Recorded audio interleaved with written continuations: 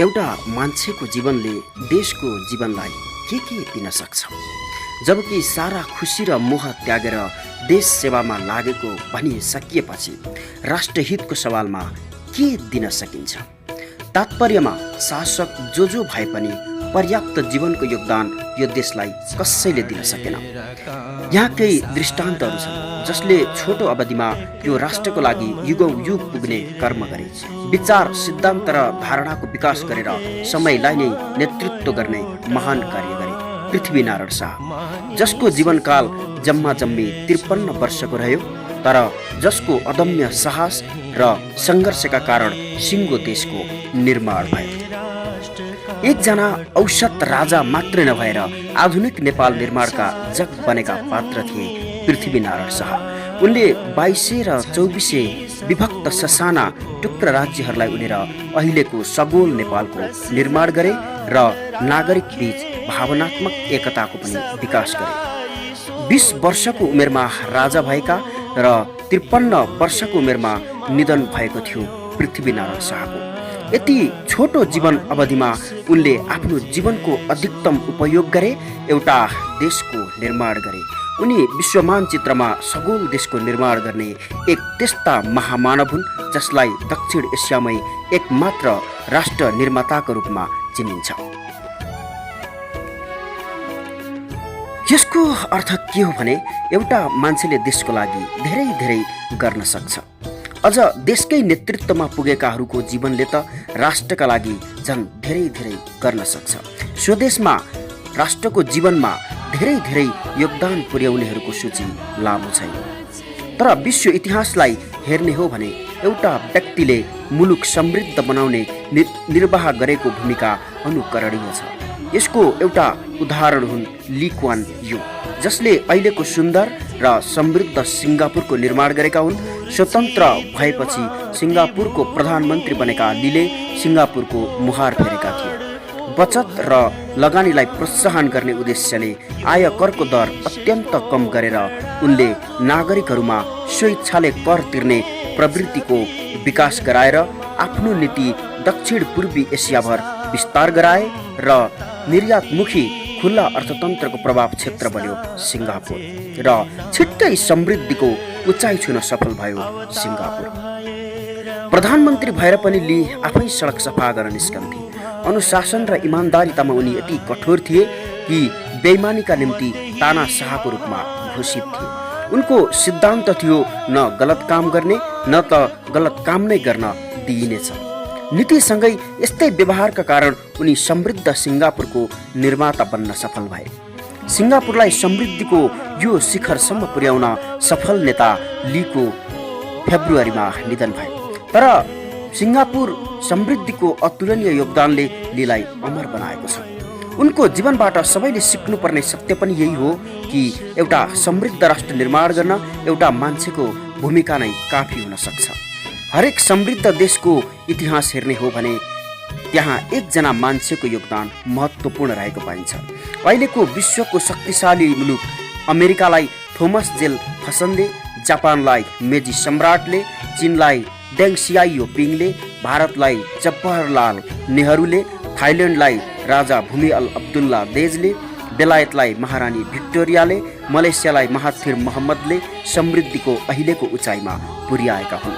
यी बाहेक पनि यस्ता थुप्रै उदाहरण छन् कि एकजना व्यक्तिले एउटा राष्ट्रको जीवनका लागि महत्त्वपूर्ण योगदान पुर्याएका थिए। चाहने र गर्ने हो भने एउटा व्यक्तिको जीवन नै मुलुक समृद्धिका लागि सारथी बन्न सक्छ। तर नेपालमा आखिर किन त्यसो हुन सकिरहेको छैन? हरेक शासक एक औसत शासक भएर मात्रै गुज्रिन्छ भने त्यो देश कहिले समृद्ध होला? नागरिककै जीवन पनि एक औसत मान्छे भएर जन्मनु र मर्नुमै बित्छ भने त्यो देश कसरी समृद्ध होला? प्रश्न गम्भीर के हो भने जनता वा शासक हामी उसै खेर गइरहेका छौँ। जसले जीवन नै देशका लागि सुम्पिएको भनेर भनिएको छ, निजी सम्भावनाहरू परिव्यक्त गरेको भनेर भनिएको छ, यिनीहरूले देशलाई के दिए त भनेर नागरिकले प्रश्न गर्नु स्वाभाविक सत्य हो।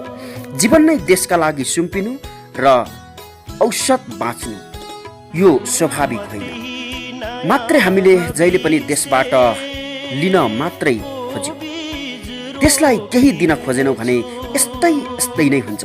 जहिले पनि देशबाट लिन खोज्नेहरूको मात्रै भिड बढ्यो। यहाँ हाम्रो राजनैतिक नेतृत्व सँगसँगै प्रशासनिक संयन्त्रका कुनै पनि ओहदामा पुग्नेहरूदेखि सर्वसाधारण जो कोहीले देशसँग आशा गरिरह्यो, तर देशका लागि, देश समृद्धिका लागि खास केही पहल गरेन र नतिजा स्वरूप देश झन्झन कमजोर बनिरहेको तथ्य प्रष्ट छ।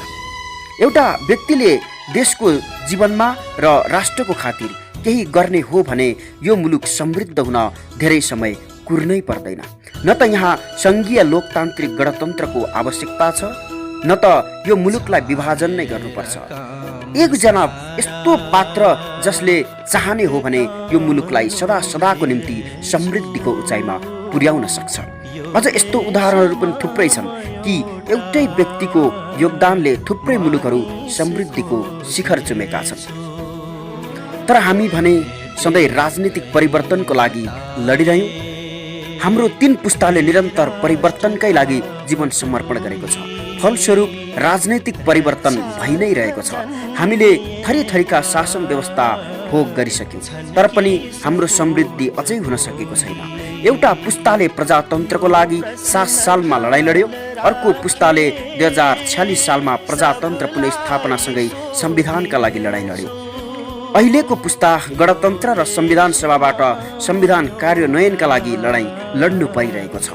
अझै राजनैतिक कचिङ्गल बाँकी नै छ। मुलुक समृद्धिको मार्गमा लम्किने ठोस आधार अझै देखिएको छैन। विश्व इतिहास हेर्ने हो भने राजतन्त्र भएको देश जापान समृद्ध छ, गणतन्त्र भएको देश अमेरिका समृद्ध अनि विश्वकै शक्तिशाली छ।